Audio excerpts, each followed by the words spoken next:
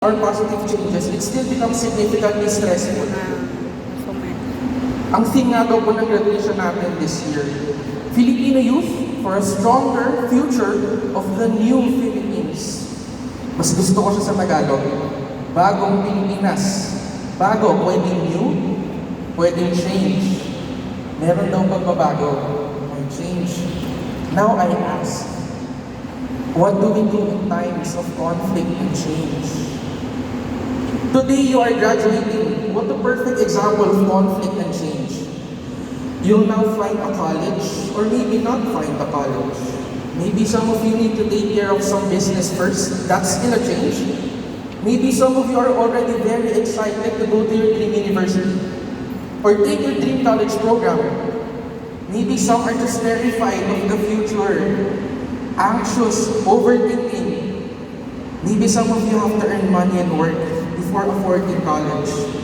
Maybe some cannot afford it at all. I see you. Some friend groups will be strengthened. Some will inevitably have to end. Because you're going to different colleges. I see you. Maybe people want you to do something, to pick this course or this career, but you don't. That's conflict. Maybe some of you, because you've already grown up a lot, senior high, maybe you're not on the best terms with your family or parents because of significant conflict in beliefs, personal convictions, identity, faith, plans in life, and you don't know how to navigate the kind of situation you are in right now. I see you. Maybe some of you are finding it very difficult to be a young dreamer with brilliant ideas in a politically and economically difficult time in our country and our world. Inflation is painfully high.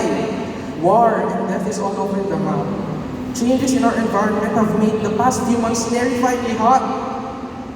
In the Philippines, we're being led to the ground with political dynasties, tyrants, and unjust businessmen.